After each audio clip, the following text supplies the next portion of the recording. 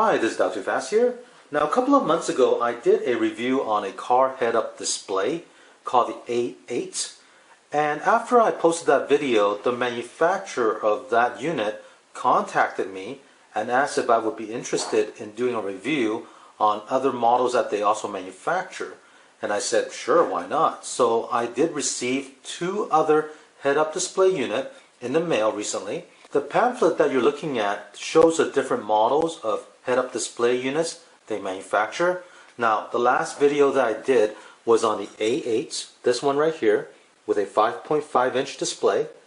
Now, they sent me two models that they also make. This is the Q7, which is this one right here, and the F6, and that's this unit right here. Now, the Q7 is an interesting unit because it uses GPS satellite to give you speed alert, speed reading. Through the power connection, it can tell you the voltage of the vehicle. So this one works a little different than using the OBD2 connection. Here, the F6 unit does connect to the OBD2 connection, but the display is very compact. The display size is only 3-inch. In this video, I will first do a full review of the F6 unit, and then I will do a second video to do the review on the Q7. So let's open up the F6 and I'll show you what's inside. Here's the display for the F6. As you can see, it's very compact.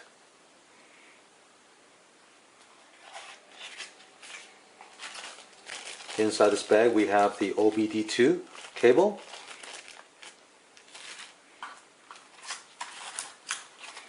This is the sticky pad you put on your dashboard. Here is the user guide, and this is the reflective screen you install onto your windshield. For the review of this head-up display unit, I'll be installing this into my 2008 Honda Odyssey. Now, OBD2 is supported in most vehicles from 1996 onwards, and all you have to do is check under your dash to see if it has an OBD2 connector. So I've laid out all the parts here in my vehicle. Now, the cable, the data cable you see over there, is 4.5 feet long. The dimension of this display is 3.5 inch by 2 inch. So here we're looking at the driver's side steering column. If I bring the camera down underneath the dash, right there, you'll see the OBD2 connector. That's where we'll plug our data cable to. Now, this connector is keyed, so the data cable that you're plugging into will only go in one direction.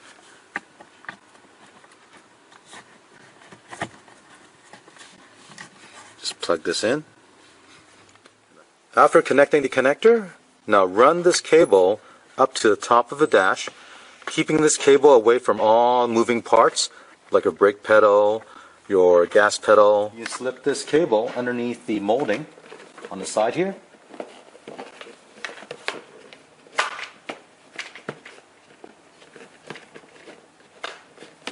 Now you can connect the mini USB connector to the unit. Before using this, there's also a protective film on the display that you need to remove. Right now I'm pointing the head-up display onto a mirror so you can see the image correctly. I'm going to start the car so you can see how it powers up the first time.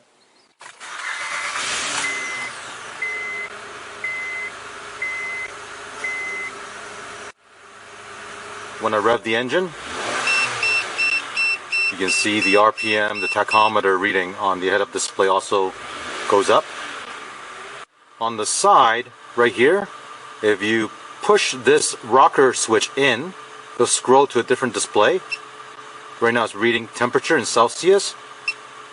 This is the voltage of the battery. Press it again, it'll go back to speed. According to the manual, the bottom left-hand corner display are the alarms for voltage, temperature, and speed. Now, at the top left-hand corner, it's hard to see, but there's actually a photocell to automatically detect if it's nighttime or daytime. During the nighttime, it'll dim this display so it won't be so bright, and during the daytime, it'll go to full brightness.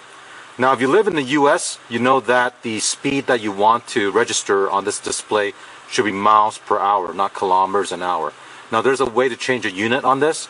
All you have to do is press the rocker switch in and hold it down for a few seconds.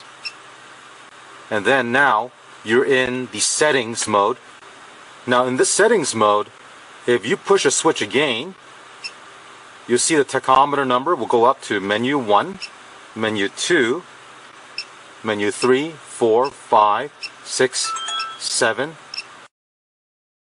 To change a unit of the speed, you want to go to menu 5. 1, 2, 3, 4, 5. Now it tells you that this menu is set to 1 for kilometers an hour. If you want miles per hour, you want to go to number 2. And we'll push the rocker switch up or down. Right now I pushed it up and it goes to 2 for miles per hour. The next menu, number 6, is to change the unit for the temperature measurement. By default is Celsius. Change it to number 2 and that'll be Fahrenheit. If you scroll to the next menu, menu 7, according to the manual, this is the power on and off voltage of the head-up display. You don't need to change anything on this. Now let's go back to menu 0. Okay, menu 0 is for you to calibrate the speed reading on this head-up display. So if you find that the reading on the head-up display is slightly off compared to what you're seeing on the instrument panel, then you can go into this menu here and set the value between 50 to 150. By default is 107. These number represents the percentage of that reading. So if you want to change this calibration, you can move the rocker switch up or down. So let's go to 100. So 100 represents 100% of the reading. If you find that it's reading too slow, then you can always increase this percentage to a higher value. Now let's go to menu number 1. Menu 1 is what they call the rotating speed, or RPM. So again, if you find that the reading on the head-up display is slightly off compared to your tachometer reading on your dash, then you can go into this menu, and the setting you can do is 50% to 150%. Right now by default it's 117%. You can decrease this value or you can increase this value. The next menu, menu 2, this is for the RPM alarm setting. Now because this unit has the ability to give you a beeping sound if you exceed a certain RPM, you can change that alarm threshold. So the setting in this menu is anywhere from 10 to 75. And that represents 1000 RPM to 7500 RPM. The default is 25. That represents 2500 RPM. I'm going to go ahead and change this to a higher value so that if I do hit the gas a little harder, it's not going to always beep at me. Let's set this to, say, 4500.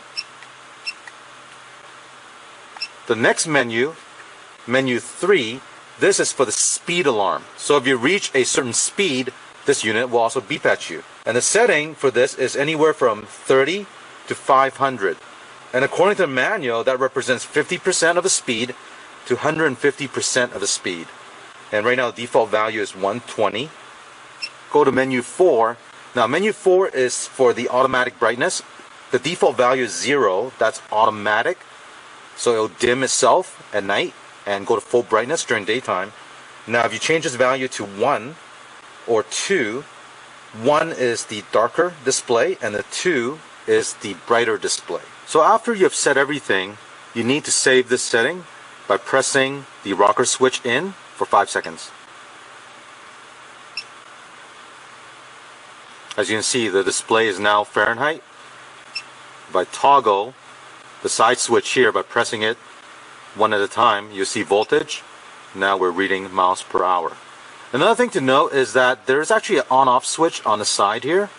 So you can either turn on and off using that switch, or if you turn off the ignition, it will turn off this display automatically. So let's turn this off right now. I'll show you how it turns off on its own.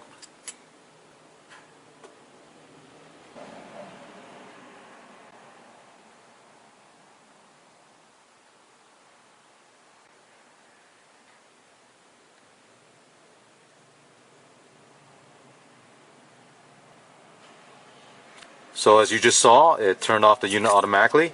Now let's turn the engine back on, and you'll see this unit power on its own.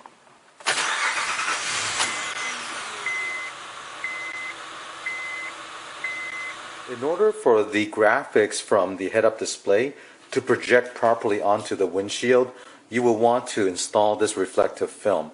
The reason for that is because many vehicles have double layer of glass with a laminate in the middle, and because of the double layering of the glass, when you project the graphics from the head-up display onto the windshield, you'll get this double image, and it's kind of blurry. It's hard to see the graphics.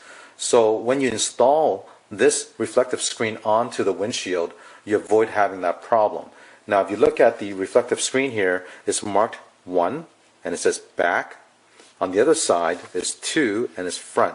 So what this means is that the front side is a side that's going to be facing you when you install it. The back side, number 1, is going to adhere to the windshield. Another thing to know about this reflective screen is that it can be removed after installation. It's not like a window tint where there's a glue backing.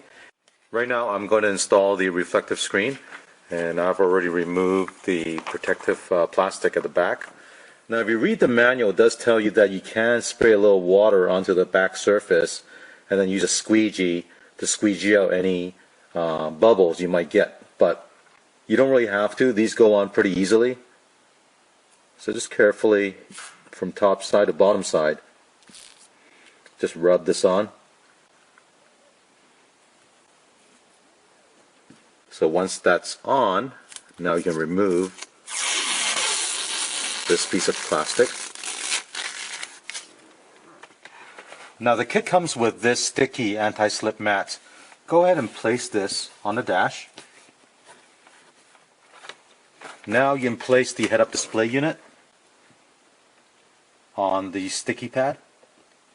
So let's start the car up. I'll show you what the display looks like. So as you can see, the display is very clear. Now it's nighttime right now, so outside is pretty dark, but I'm going to go for a test drive so you can see how it looks during the nighttime.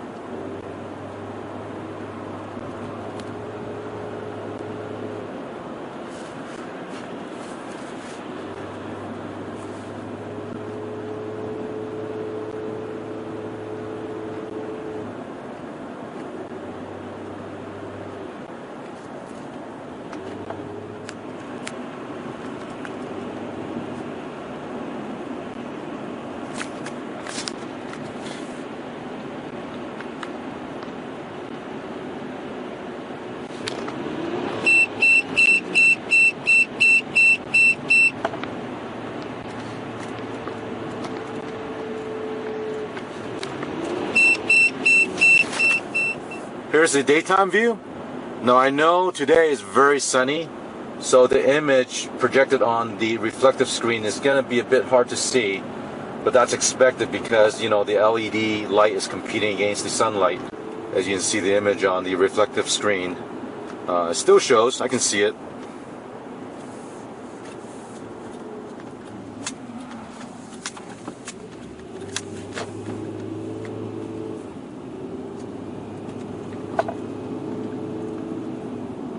I hope you enjoy watching this review of the F6 head-up display unit, and I actually like this a lot because of the compact size. It doesn't occupy a lot of space on the windshield, and as you can see, the alarm works. You can adjust it, customize it to however you want. You can calibrate the speed and the RPM, and it's very simple to use. So if you have any questions, leave a comment below. I hope you enjoy watching this video, and don't forget to click on thumbs up and subscribe to my channel. Thank you.